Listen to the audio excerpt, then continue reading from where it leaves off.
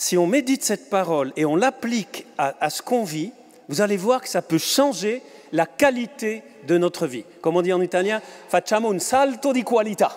On fait un saut de qualité. Quelque chose de plus. Parce que les gens de Nazareth sont un peu comme nous.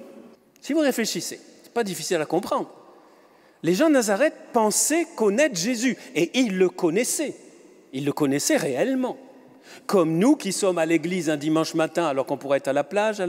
Combien de degrés la mer là en ce moment? Combien vous savez? 22. Ah, c'est un peu froid pour les... Ouais, je vois des Provençaux, enfin en tout cas des Fréjussiens qui disent non, c'est encore trop froid. Voilà. Et pourtant, nous sommes un peu comme ceux de Nazareth. Nous le connaissons, nous croyons le connaître, mais est-ce qu'une part de nous ne ressemble pas à ceux qui étaient choqués et qui l'ont empêché d'accomplir tout ce qu'il avait prévu. Peut-être pas par mauvaise volonté, comme nous-mêmes, on n'a pas envie. On a envie que Jésus, ce matin, fasse tout ce qu'il veut. Mais qu'est-ce qui, en nous, pourrait peut-être bloquer, pourrait faire en sorte qu'il ne pouvait accomplir aucun miracle? Il s'étonna de leur manque de foi. Qu'est-ce qui l'empêche de nous donner? Et qu'est-ce qui m'empêche de recevoir? Pensez à ce papa qui avait son enfant malade, qui vient prier Jésus et qui dit à Jésus, « Je crois, viens au secours de mon manque de foi. » Ça, c'est la première attitude. Cette attitude d'humilité, de reconnaître à la fois, je crois, je te connais, mais j'aimerais te connaître plus. Je crois, j'ai foi en toi, mais viens au secours de mon manque de foi. Jésus est toujours là. Ne restons pas focalisés sur le mal, mais focalisons notre foi, justement, notre certitude, quoi qu'il arrive, quelles que soient les circonstances. On en a parlé dimanche dernier, je ne vais pas réinsister, mais quelles que soient les circonstances, je sais que tu es là. Tu dors, je te sens pas. Tu es là, tu es avec moi dans ma barque et tu feras tout ce que tu peux et tu feras le maximum. Et si même parfois le mal semble l'emporter, on le voit dans le monde, à l'échelle du monde, on le voit parfois dans nos vies, nous savons que c'est que provisoire et nous continuons à croire.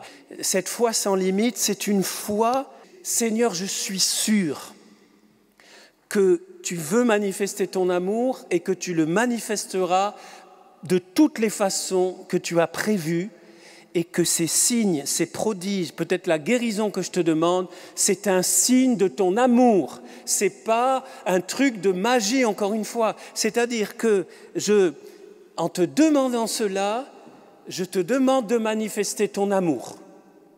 Et si tu le manifestes d'une autre façon, j'accueille. Mais voilà, j'aimerais bien que ce soit comme je te demande. Mais tu sais mieux que moi, tout ce que tu veux, comme tu veux, quand tu veux, autant que tu veux. Autant que tu veux, et comme tu veux, et quand tu veux. Et alors, là, ça y est.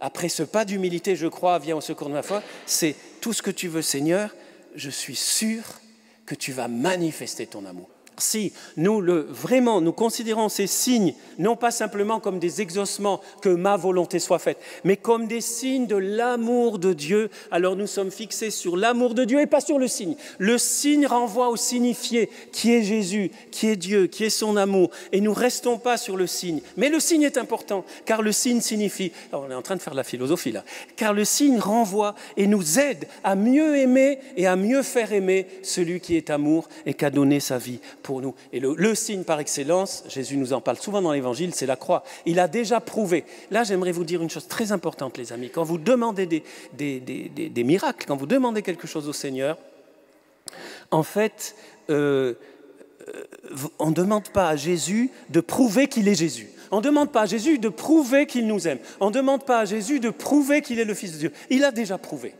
Ces signes, ces miracles ne sont pas pour faire du spectacle, c'est pour manifester encore une fois et pour parfois bousculer aussi ceux qui ne croient pas et nous faire grandir dans la foi. Il ne fit que quelques petites guérisons. Vous savez, Jésus, c'est très beau, ça fait un peu rigoler quelque part, rire plutôt, de lire. Il fait quelques petites guérisons. Moi, quand j'entends ça, je dis, Jésus, tu peux faire quelques petites guérisons ce matin dans la cathédrale, quelques petites guérisons. Ce serait déjà pas mal. Mais lui, il veut beaucoup plus.